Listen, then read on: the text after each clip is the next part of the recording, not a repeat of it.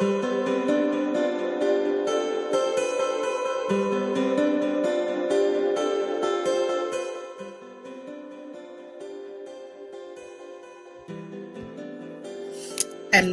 and welcome to a fresh episode of ATP Hour. My name is Gbemisola Boyede. I'm a pediatrician and I'm going to be your host for today. And this week we're just going to continue on where we stopped last week about myths and facts as it relates to children's health. I got a lot of feedback from those of you that listened last week. Thank you so much for listening, and I'm sure you really learned a lot. As we said on Ask the Pediatricians Foundation, we are committed to making sure that no child dies from any cause that is completely preventable. We find that myths and beliefs are part of what are contributing to some of these deaths, because when people believe wrongly about health issues, then they take wrong actions, and some of these could be very, very dangerous, and some of them could lead to the death of the children. And so that is why it's so important for us to talk about this. And like I told us last week, we got several of these myths, and so I'm just going to continue from where we stopped. And this week I'm going to talk about myths that relates to teething and that relates to immunization, because again, that is a major area. But before I start, I just want to remind you that this program is brought to you by Ask the Pediatricians Foundation. Ask the Pediatricians Foundation, we're committed to the health and welfare of all children globally, and especially in Nigeria. We do that through our platforms for health education online and offline. We also do community medical outreaches, and our next outreach is actually coming up in May, and I really look forward to you being part of that. We actually have chapters throughout the whole of Nigeria, and we are looking forward to your support in any way you can. Volunteer for us. You can also donate. You can sponsor one child for as low as 5,000 naira, or for those in diaspora, you can support us for $10 or £10. All the funds given to us will be used in these outreaches where we do medical consultation, we give free drugs, deworming of the children, health education, we also give food and all that. And we're going to do 37 outreaches in all the states of Nigeria, including the Federal Capital Territory, Abuja. And so if you want to donate, feel free to send it straight to our Ask the Pediatricians Foundation account. That's GT Bank 0258-158-136. We will definitely acknowledge your donations and we'll be grateful. And if you are outside Nigeria, feel free to donate to us on our global giving page, and the link is there, or you can just head over to our website and you can donate on our website as well at www.askthepediatricians.com. We want you to be our partner in supporting us as we reach out to all Nigerian children. If you want to know more about our outreaches, you can check it on our Facebook pages or on our website as well. You will see all our previous outreaches and how we've been a great blessing to a lot of Nigerian children. And we are not going to rest. We didn't go last year because of the COVID pandemic, though we did some school outreaches and supported the schools against COVID-19 infections. But this time around, we're going back to our usual community medical outreaches. We look forward to reaching at least 100,000 children this year, and we would love you to be a part of it. So feel free to reach out to us, feel free to send us messages if you want to partner with us in supporting us in reaching the indigent children in Nigeria. Thank you so much. All right, so after that announcement, I'm just going to go straight to the topic of the day. As you can see in my background, we're continue with our myths and facts as it relates to children health. So let's start with the teething myths. Okay, all right. This is the 24th meet, and we ended at number 23 last week. But I'm going to start from here. And so the first teaching meet I'm going to do, which is very common, and it's the fact that teaching cause fever. So I always make a joke that if you're a pediatrician, uh, and each time a parent asks me whether teaching is the cause of this or teaching is the cause of that, if I get a naira for every time I get asked that kind of question, I'm going to be a multi-millionaire in naira. Okay, so because parents just blame teaching for almost everything. I always say it's the first time mom's favorite diagnosis. So the child is having fever, is teaching. The child is having diarrhea, is teaching. The child is coughing, is teaching. Teaching is like blame for everything, and that is actually unfortunate. And why it's so important to us as pediatricians is because if parents believe that teaching is the cause of a problem, then they are going to deal with the teaching instead of dealing with the problem itself. And it is one of the commonest reasons why people don't come to the hospital on time. And by the time we see them, sometimes it is too late. I've actually done a podcast on teaching on its own. So if you have not listened to that podcast, I think it would be nice for you to go and listen to it. But I'm just here today to talk about the myths that has to do with teaching. Teaching does not cause fever. Okay, we've brought the dentist on this program as well before during the World Oral Health Day, and this is also one of the issues we addressed. Teething can cause a mild raise in temperature, usually less than 0.1 degree. So your child just feels a little bit warm, but not fever. And when we talk about fever, we're talking about temperature from 37.5 and upwards. So if your child is having fever, grab a thermometer. I already recommend that all mothers should have their own digital thermometers. So grab your thermometer, measure the temperature. If it is more than 37.5, that is fever.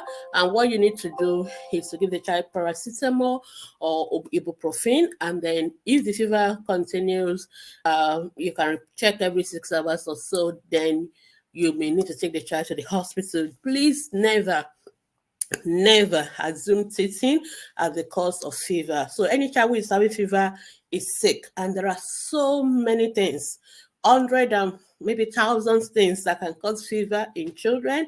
Teething is not one of them. So let's just forget teething. Let's remove it from the list of our frequent diagnosis. So if your child is sick, please do not accept the teething diagnosis from the experienced mother. The child may have something else going on, and that has to be taken to the hospital. I hope that is well taken. Again, another myth is that when babies have, so most babies usually bring out their lower teeth first, but sometimes some babies actually start with the upper teeth. And some in Nigerian culture, especially, people believe that means that those babies are weird, or those babies are demonic, or those babies have some strange powers that whatever they say will come to pass. They call them in Yoruba language, Elenyoke, and that's a widespread belief. Okay, the truth of the matter is that is absolutely not true. Those babies don't have any special powers. They are not demonic. It is perfectly normal for babies to bring out their first upper teeth rather than the lower teeth. Yes, we know the lower teeth is what majority of babies will do first, but those babies that bring out even the upper teeth as well, that is perfectly normal. So there's no need for you to start treating that baby like a weird or demonic or something. There's no need to go for any deliverance for that baby. That baby is perfectly fine. So feel free to just let the baby be. Okay, that may look funny, but in a culture where children who are believed to be witches and be demonic, they are sometimes abandoned, they are sometimes maltreated. I mean, sometimes they are left to die. I thank God for the NGO that is working so hard in Akwa Ibom, some of these children that have been abandoned, they take them up. And sometimes when you see these children later on, you couldn't believe it's the same child. They are looking so well, they are looking so lovely. Thank God, we bless God for that angel. Please keep the good work you're doing. But I'm here to address those of us who are the parents. Please, no child, it should be abandoned, should be maltreated because they brought out their first opposite first, and you believe their wishes and they're the one responsible for your misfortunes. No, that is absolute nonsense. That is a myth. And please don't abandon your child. All right, I hope that's helpful. Now let's go on to the next one. So again, like I said, there are so many things that people attributed to teaching. I just said that let me just put all of them in one box instead of saying them one by one. So I've talked about fever, but virtually every condition people think is teaching. And I'm like, why is teaching the only thing that cause all this problem?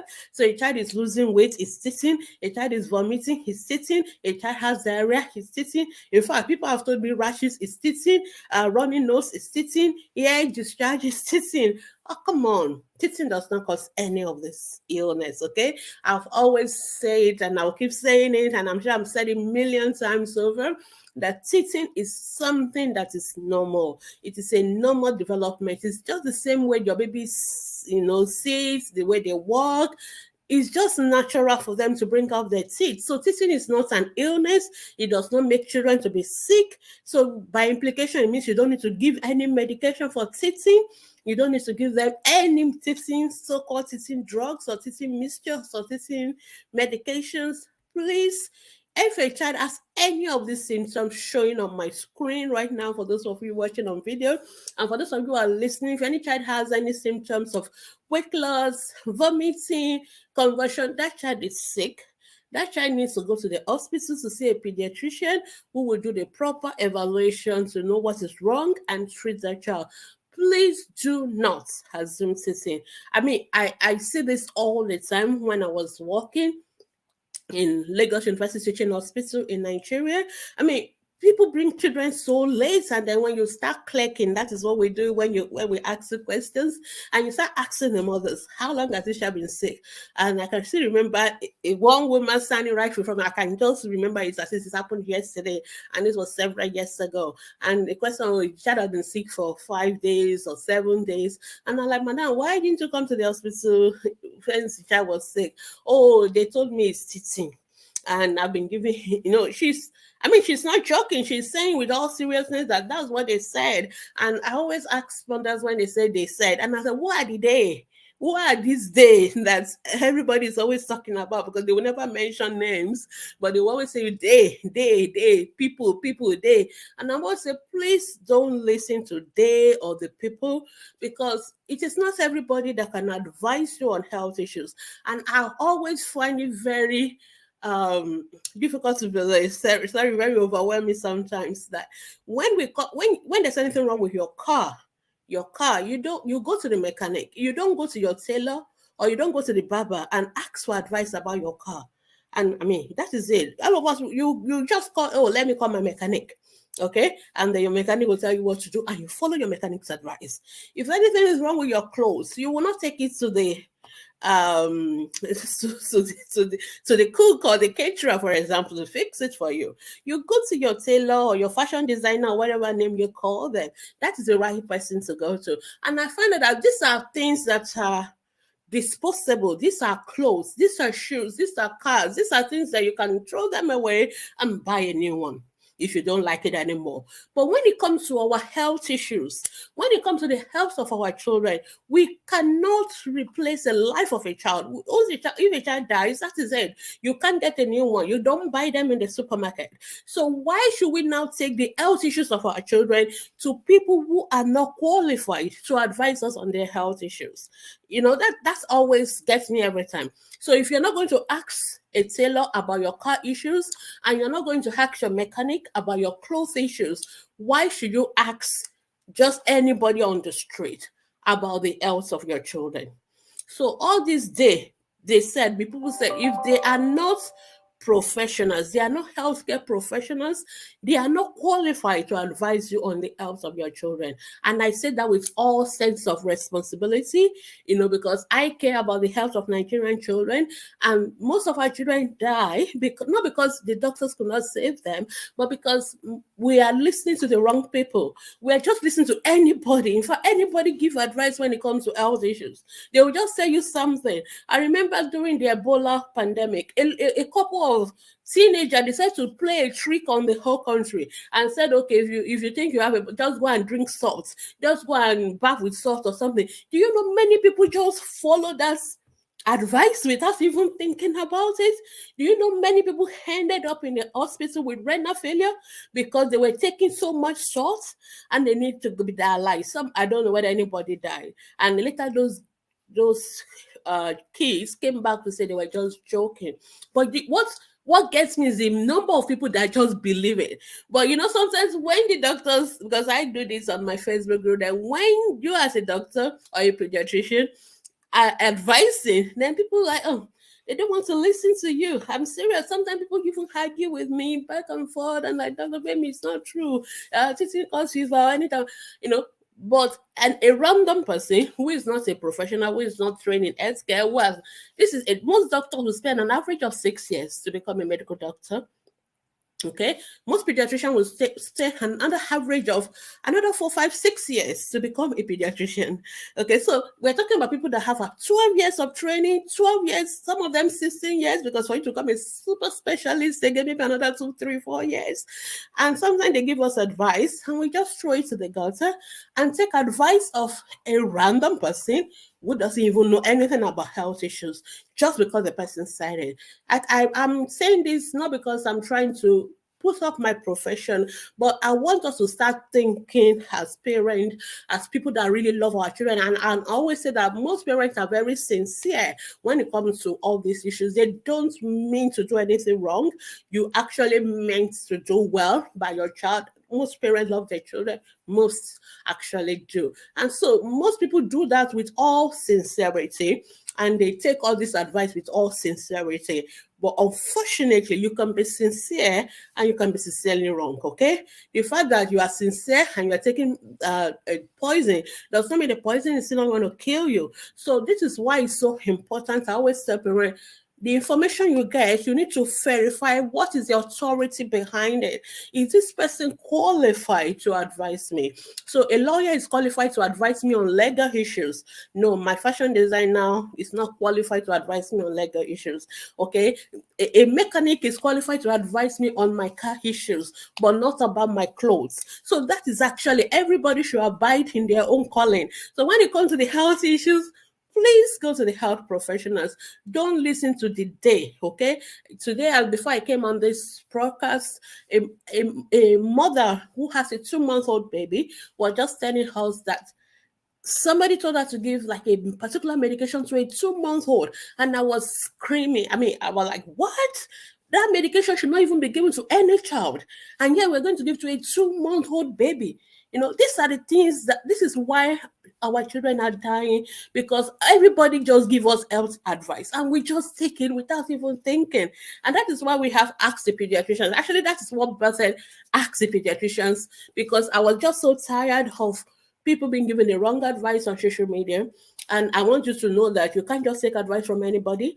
You need to ask the pediatricians. Actually, when it comes to children health issues, at least we don't know everything, but when it comes to the health of your children, we still know a little bit better than every other person, because that is our job. That is what we trained. That is what we spent years learning about in medical school. So I really want you to value the health of your children more than your car.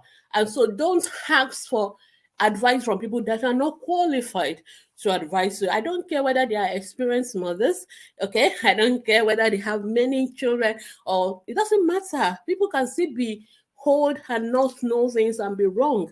And we have grandparents on our Facebook groups that, okay, they're like, oh yes, I'm planning this. So the fact that people are grandparents or older doesn't mean that they're always right.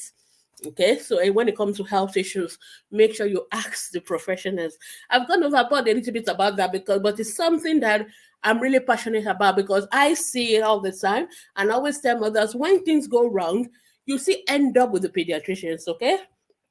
So what Yoruba people will say that Orotaniki Baba Magbo Baba Loma Pare. In other words, what you don't want the dad to hear about, the dad is going to be the one to handle it. So when people have messed up things, everybody to hand up with the pediatrician.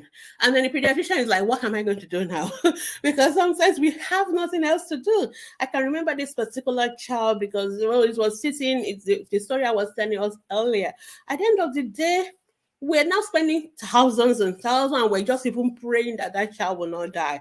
But that could have been averted if this mother did not assume teaching and come to the hospital on time, and we would have treated the child better. So please, if a child is sick, just remove that teaching diagnosis from your list of self-diagnosis. I know mothers have a list of self-diagnosis, so cough, fever, everything is sitting. Any rash is measles. I was addressing that the other day as well. No, that is not how diagnoses are made. So that sitting part of it, let's just take it out of our diagnosis. Any symptoms whatsoever, I don't even care what it is not sitting. Okay, let's just agree on that. And if you think your child has any symptoms, you can do first aid like fever, you can give paracetamol and all that. If you have thrown your little best, no improvement, you need to come to the hospital and let the doctors do their job. All right, so let's move on. I think I really want us to get that clear. Okay, this is also a cause of diarrhea. I think I've addressed that. So people say Gbemisola and all that. It's so common in Yoruba culture, especially. So they even have names for it. It is not true. Sissy does not cause diarrhea. When I was doing the teaching podcast, I explained why it appeared that children tend to have a lot of diarrhea episodes during the teething period. The issue is because during teething period, children tend to have itchy gums, and that's also the time they start to sit. It's around 6 months. They start to sit. It's the time they start to touch everything. They're touching surfaces. They are beginning to, they are now mobile. They are picking everything, and whatever they pick up, it goes straight into their mouth. So it's really, and if we are not being careful, making sure the environment is clean, making sure we're sterilizing the toys, we're washing the toys, they pick up anything they say, they put it in their mouth, they're introducing germs. It's also the time that we stop breastfeeding. It's also the time that the mother starts giving her the food. It's also the time that the mother's antibodies is waning. So there are lots of things going on at that period that makes the baby very susceptible to infection. So it's also the period the baby is sitting. So it is not the teething. So it is all those other factors that are causing, this diarrhea. No, the teething is just an innocent bystander. The reason is that if you as a mother knows that and you now take all those precautions, knowing that this baby is likely going to put toys in the mouth to make sure the environment is clean, you're washing their hands, you're washing the toys, even if they put up toys in the mouth, as long as it's washed, then the chances of them being exposed to germs are less, then they are likely not going to have diarrhea. And a lot of ATP mothers now tell us, oh, my baby has done all this, and no illness, nothing, because knowledge is power, because parents now know that this is what is going on. They don't stop breastfeeding at 6 months, they keep breastfeeding. They're very careful with the way they introduce complementary feeding. They know complementary feeding is not bottle feeding, so it is not going to be given formula through bottles, which is another risk for diarrhea. So they know, they wash hands, they do all those precautions. Fine, and the babies have the teething without any form of diarrhea, without any form of illness. But mothers who don't know, some of them even believe that babies need to eat sand so that it's part of development.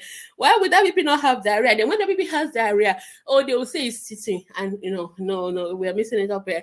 It is not teething. Teething does not cause diarrhea. It is because we are not taking precautions during that particular period. Okay, another myth is that babies that are born with teeth are demonic. Okay, this is also very popular, because people believe that babies should have teeth from around 6 months, which is the common average time. But the honest truth is that some babies are born with teeth. Yes, the babies are born with teeth, and some babies have their teeth grow up in the first month. We call the first one natal teeth. The one that grew up in the first month, we call it neonatal teeth. So babies can actually have teeth. It is normal, okay? Those babies are not demonic, all right? There's nothing wrong with them. It is perfectly normal. And for us as pediatricians, our main concern with those teeth is because it makes breastfeeding a little bit difficult for some of the mothers, because mothers don't like the pain when the babies bite on the breast. So sometimes we remove those teeth, not because the babies are demonic or anything, but because it can make breastfeeding uncomfortable for the mom. Two, some of those teeth are very loose, so they can come out, and then the baby can swallow it or aspirations. We don't want that to happen. So, but before we remove it, we actually check, because sometimes it may be the only teeth the baby is going to have. So the dentist will check, they will do the x-rays, they will check whether there's another teeth behind that is still going to come out later. And if that is the case and it is loose or it's causing discomfort with breastfeeding, then the dentist can take it out. So, but I'm not, we would deal with the teeth neonatal teeth ourselves as pediatricians and the dentist. But what I want you to know is that those babies are not demonic. There's absolutely nothing wrong with them. It's a perfectly normal variation. All right, so let's move on. Another myth, again, we're still on teaching myths. We're talking about myths and facts as relates to child health, and this is a part 2, and we're talking about the teaching myths because there are lots of myths around teaching. I'm just trying to rush through them so that we will take as many as we can today. But obviously, I think I'm still going to come and do part 3 of the myths. Okay, the next set of myths about teaching is further when you use native soap, the black soap, to bath the baby, it will relieve them of toothache. Okay, number one, babies don't have toothache. There's nothing wrong with their teeth. You just need to make sure you brush the teeth properly. Once the teeth are coming out, you need to start using brush and toothpaste. So the dentists have talked to us on that, about oral hygiene. If you have missed that, please go through our podcasts or videos, or either on YouTube or Facebook. You will say it. Please watch it so that you know how to take care of the teeth. But that is not my focus for today. The focus is about the myths that surround it. So babies don't have to take, and black soap honestly does not cause any relief of anything. Black soap is a good soap to bath. It's good for your skin because it doesn't have a lot of chemicals and stuff inside, but it has nothing and absolutely nothing whatsoever to do with teething. Okay, so I think I will stop on teaching about at that point. Again, if you know any myths around teaching, you feel free to send us if you want us to address it. Now I'm going to go to the next set of myths that are so important, and that has to do with immunization. Again, I've done a podcast on immunization because it's also one of those important topics that is so important to us as pediatricians. Actually, it was last week was the World Immunization Week, and we pediatricians, we are very big on immunization because immunization is one of the wonders of the world to us. It is one of the most important public health strategies. It has saved us number of deaths. There are a lot of children that die from what we call killer diseases. Some of these killer diseases, we've managed to find vaccines to them. And so we're so grateful for immunization. It's so important for us that parents go for immunization. However, there are a lot of myths that people are creating every day around immunization. And some of these myths kind of scare parents away from going for immunization, which is unfortunate. So that's why I really felt I need to address all the myths around immunization, because we want you to go for immunization. We want you to protect your babies. I mean, there's no reason why your child should be dying from measles, from conditions that we have vaccines against. I mean, why should a child die from them? But children are still dying from them because of beliefs and myths that are surrounding immunization. So that's why I really think it's one of the most important things that we need to address as regards myths. Okay, so let's start. Okay, there's a myth about paracetamol and immunization, and I saw this several years ago on Facebook, and a lot of people were just pinning things. I remember that story vividly. I think somebody just came up and said, "Oh, a baby died because the baby had immunization, and they gave paracetamol, and immediately they gave paracetamol, the baby died." I'm like, seriously? And then they just keep on spinning, and then people keep on passing. And unfortunately, I don't know. We, the health educators, we're trying to pass the right information, and most of the time our information do not go viral. But let somebody spin up something myths and it's gone viral. I mean, I wish it can be the other way around. Like the right information should go viral and not the wrong information. But I remember that wrong information, I think, and luckily for me, people know me as pediatrician. They always send me all those kind of stuff to know my thoughts and opinion on them, and I'm like, no.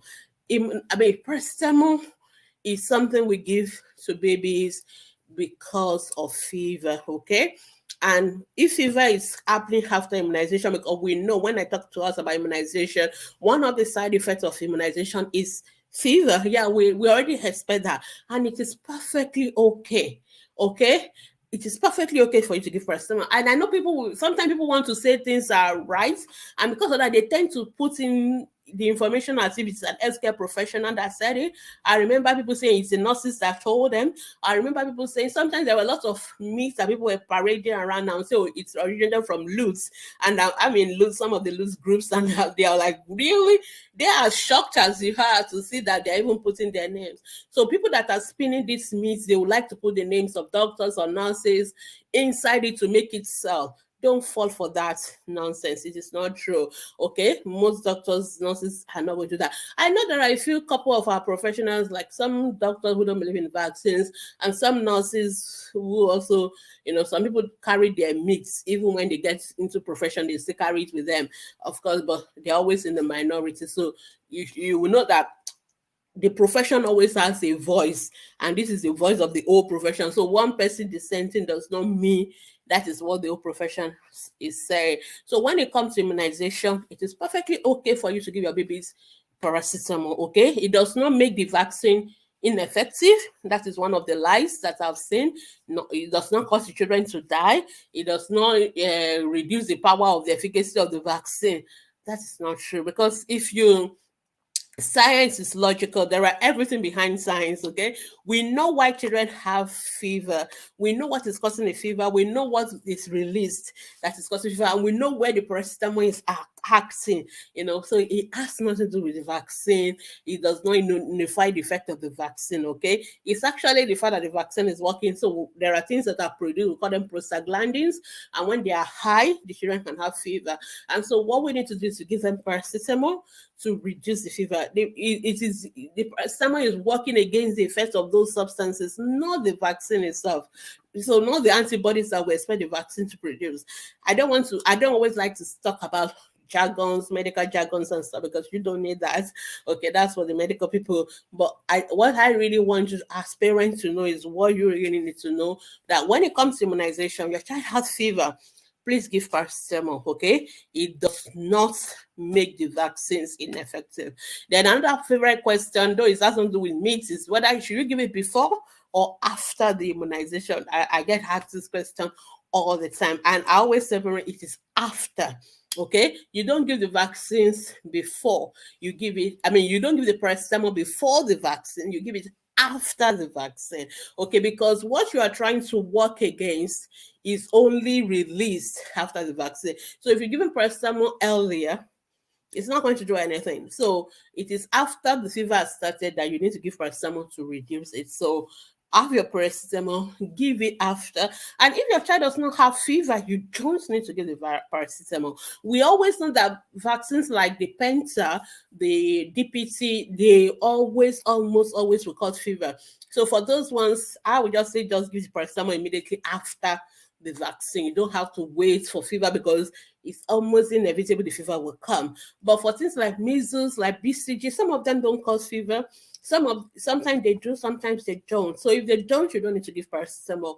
But give paracetamol after, and it does not nullify your vaccine. It does not reduce the efficacy of the vaccine. So that is a myth and not a fact. All right, let's move on. The next one is about breastfeeding after immunization.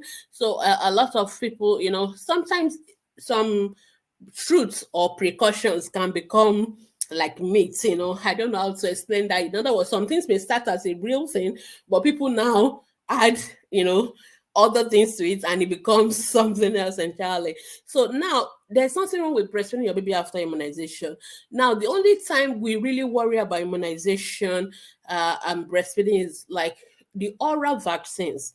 Now, the oral vaccines like rotavirus, oral polio, when it's given to your baby, we don't want the baby to vomit them, okay? And so sometimes the nurses have been careful by saying, try not to breastfeed before or shortly after, so that sometimes when they breastfeed, it's too much, they can vomit. We don't want anything that will make them to bring back the oral vaccine, because if they bring it back, we have to give it again. And that is a waste of vaccine. And some of those vaccines, I always tell you, they're expensive, even though you are getting it for free. Somebody is paying for them. The government is paying for it when you get it for free. So it is not really, really free. And actually, they are expensive. So that is just a precaution for the oral vaccines. It is just because we are trying not to make the baby vomit. We don't want anything that will, when your baby's tummy is empty, they are not likely to vomit. So, and the vaccine can stay. And usually after 30 minutes, the vaccine would have been absorbed, and of course you can breastfeed. Even if they vomit after 30 minutes, we know that they are not vomiting the vaccine. So it's a precaution, but it doesn't mean that you cannot breastfeed your baby after immunization. For example, so if you take immunization like BCG that doesn't have to do with oral, or you take immunization like measles, yellow fever, they are not oral vaccines. You can breastfeed your baby. So there's no law. In fact, there's even for the oral vaccine, there's no law that says you cannot breastfeed your baby. It's just that it's just a precaution, just to make sure that babies do not vomit. Because if they vomit, we're going to repeat the oral vaccines. But saying that, okay, if your baby has taken vaccine, you should not breastfeed them, is a myth. All right. So I hope that is clear enough. Let's run now. So some people also believe that maybe now that, okay, we've talked about we're kicking out polio, there's no more measles, then why do we need to keep giving this vaccine that you don't need to take them anyway? After all this, maybe this country has been declared polio free now, so why do we take the vaccine? The truth of the matter is the fact that, thank God for vaccines, we don't have some of those diseases anymore. It does not mean that if we relax our guard, they won't come back. And that has happened. Already now we're having outbreak of measles in Europe. These are countries that have not had those kind of infections for a long time. I know the world is a global village. So somebody is trying from somewhere, which coming from a place where they may have it and bring it, and you won't know, it's not written on the face. So because of that, we still need to be giving our children these vaccines, because we still need to keep protecting them. And because we don't know when those vaccines can come, when those infections can come back. So it is still important, the fact that yes, we are making progress. We're kicking out some diseases that are becoming, we're hoping we are getting rid of them completely. We are moving towards that for polio, where the entire world is going to be declared polio free. We're working hard towards that. But we still need to make sure that these children are protected, because we are not yet there, okay?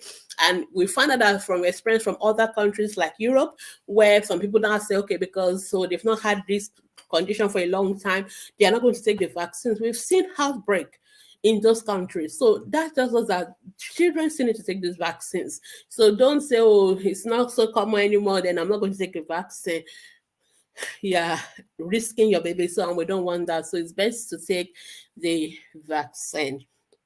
Okay, then another question, another myth is that, oh, the vaccines are too many. Some of us, like maybe some days, the babies may take up to like 6, 7 vaccines in one day at a go. And some people believe that, oh, that is too much, it's going to cause harm to the baby, and they don't want that. They want to come one day, one vaccine, come back another day for the next vaccine. The truth of the matter is the body can handle them, okay? The immune system can handle them. The fact that we're giving all the vaccines together, for example, like Penta is 5 vaccines in one. Some people even have 6 of them in one. So like Exa and all that. So, and then we still give an extra maybe 2 or 3 separately on his own. So maybe in one day, maybe it's taking 6, 7, 8 vaccines as a go.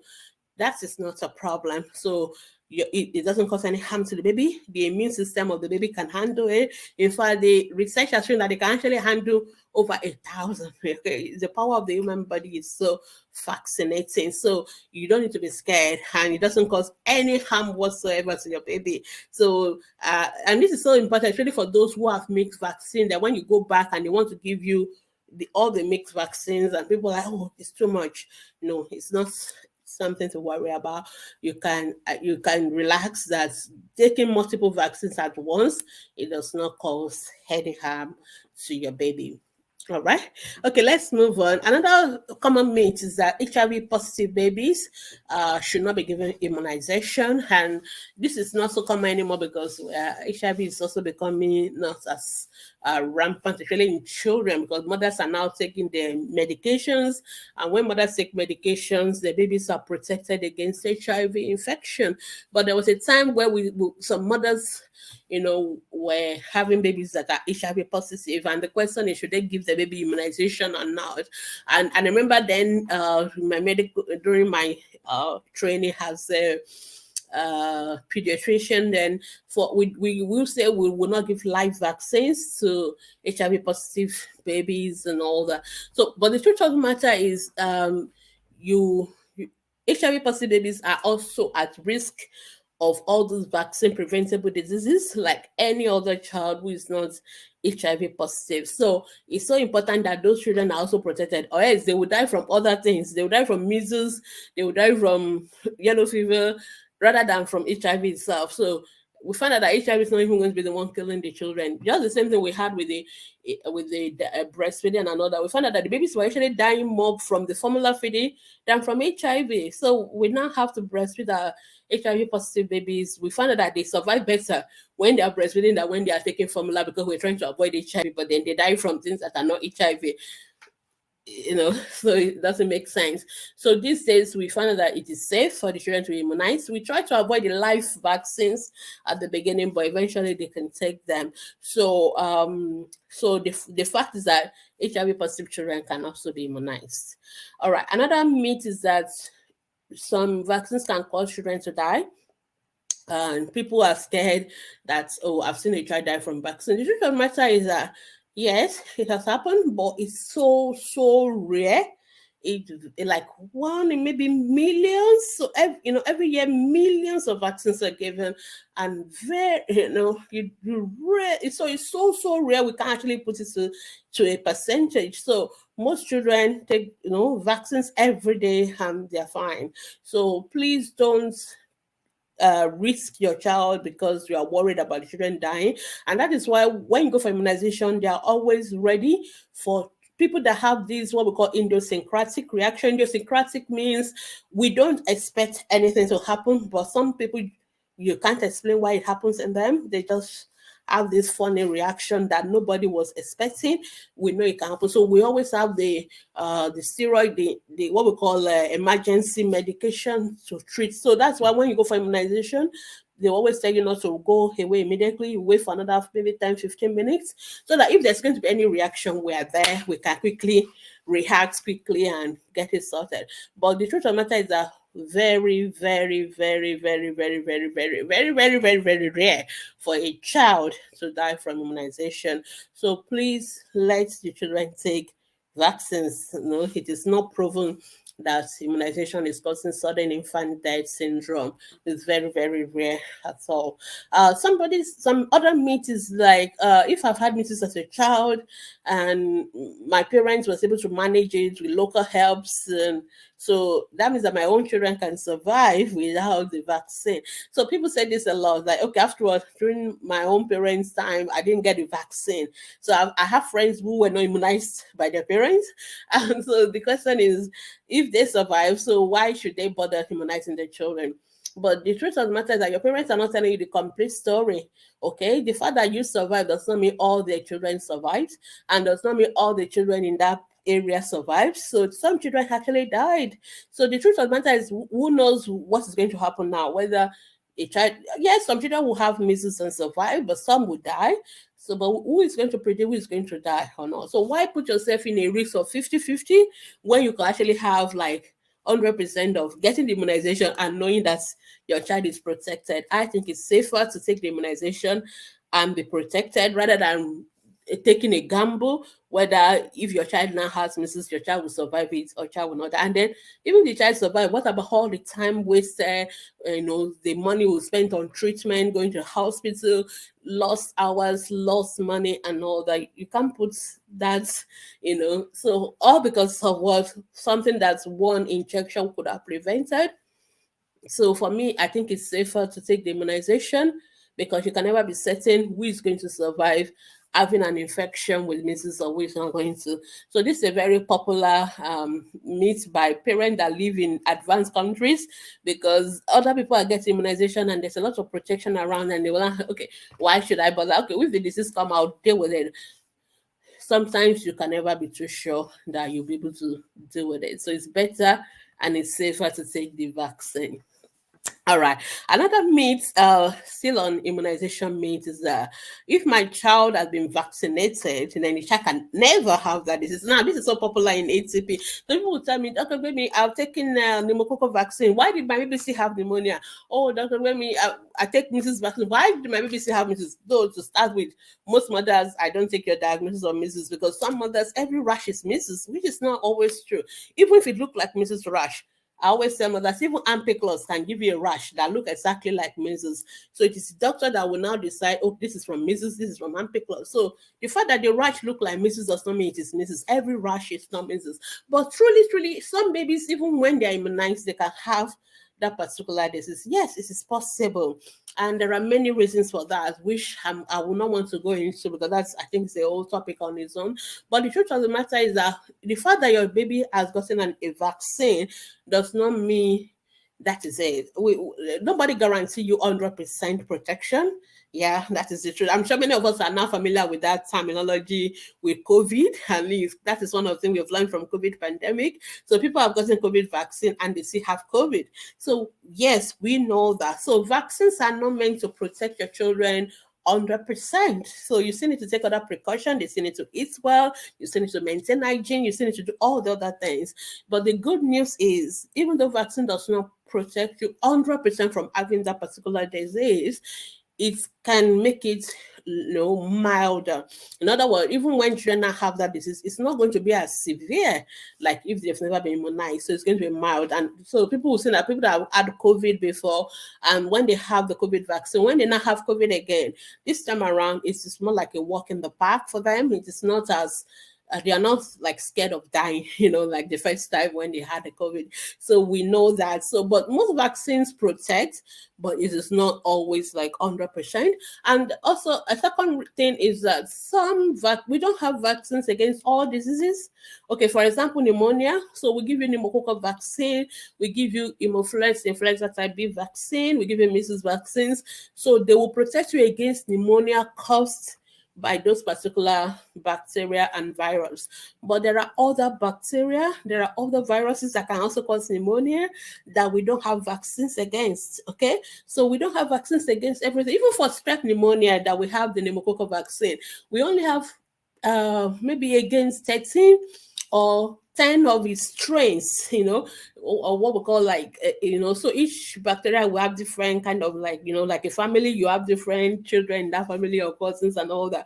So we only have vaccines against maybe a particular, maybe 13 of them. So there are 6 other ones that we don't have vaccines against. And so you check and see have pneumonia from those ones. So you check and see have pneumonia from other causes of pneumonia that we don't have vaccines against. You check and see have pneumonia from even that particular one we have vaccines against, but maybe a particular strain of it that we don't have vaccines against. So even the one we have vaccine against, sometimes you can still have the infection because it's not always 100%, but we know that even if you have it, it's not going to be severe. So, and then luckily we have vaccines against the bad ones, the very killer ones, of course. So that is how people develop vaccine. We tend to focus more on those terrible killer diseases. The ones that are not so bad, we can deal with it. We have treatment for them and all that. But we really want to protect the children against the killer diseases. And I think we have vaccines for most of the killer diseases for children. So you should still take them. But remember, it is not 100%. So you still need to do your breastfeeding. You still need to do your immunization. Apart from immunization, you still need to breastfeed. You need to maintain hygiene. You need to wash hands. The children need to eat well. We need to do everything right as well. So don't just say because you've taken vaccine, you just relax and not take care of other things. You still need to take care of other things. All right, I think my time is running. I'll just take a few more minutes and then we can round up. So still on vaccine, some believe that if every other child is already immunized, then my own child should be protected and I don't need to take a vaccine, because if there's what we call herd immunity, that was when many people in a particular area have the vaccine administered, it protects even people that are not immunized in that area, which is a good thing. And that is why we do all these national immunization days or supplementary, or whenever there's an outbreak, then we go again and immunize everybody, because when many people are immunized at the same time, even the few people that are not immunized, they will be protected by the rest of us that have been immunized. And this is very true. But it is still important for you to take your own personal precaution and make sure that your child is immunized. So it is still important that you don't just rely on herd immunity because it may fail. So it's best to get your own child actually immunized and not relied on just herd immunity. Now, some people say vaccines cause autism. This is a popular myth.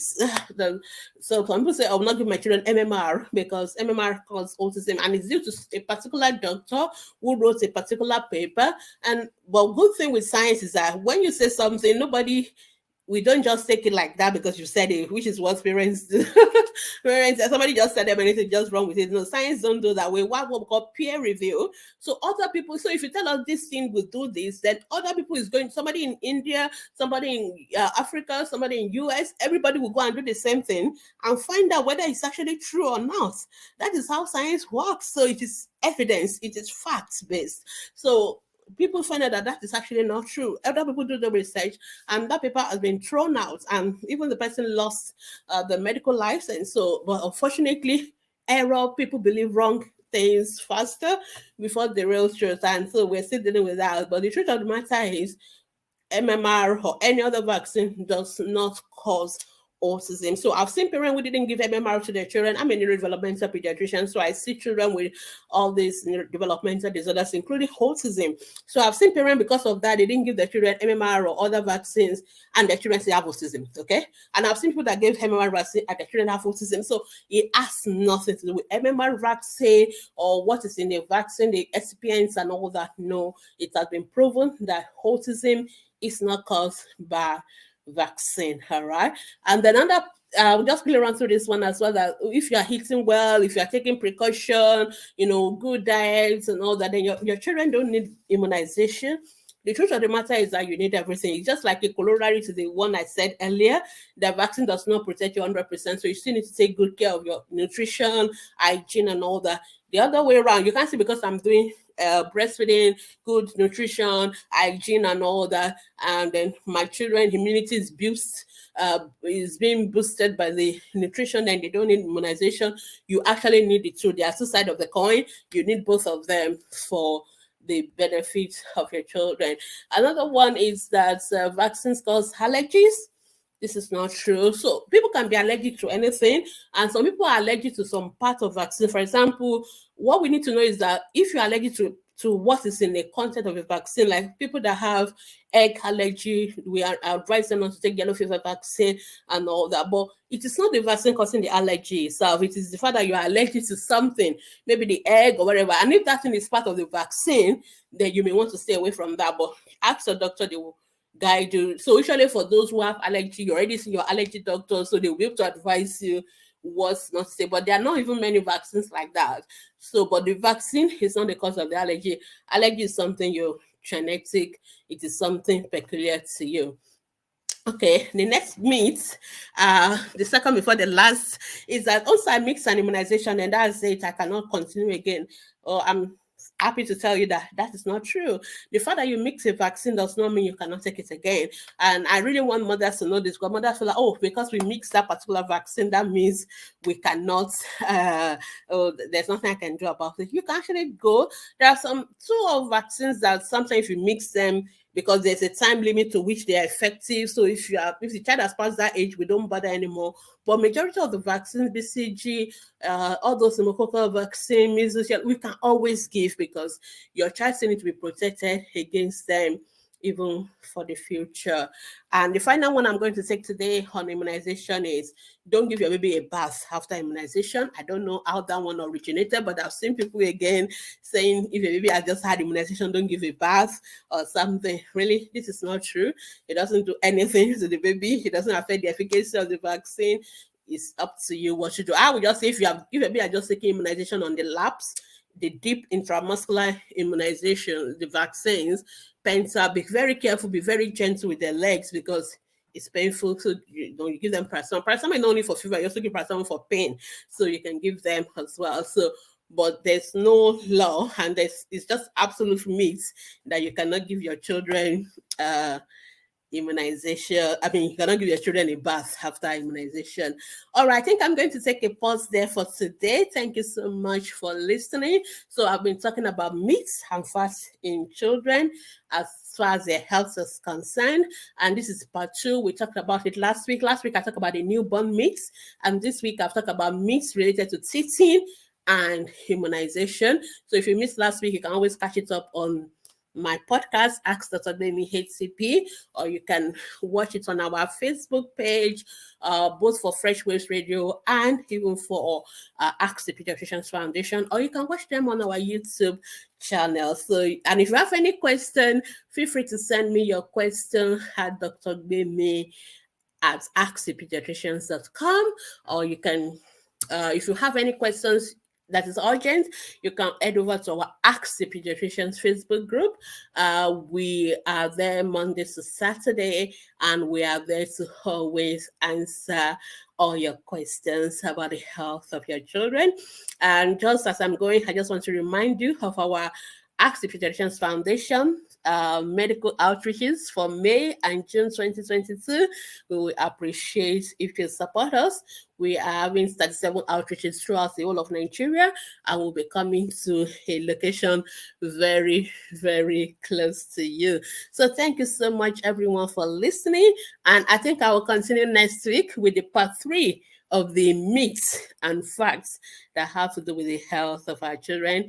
So then, have a wonderful day. Bye.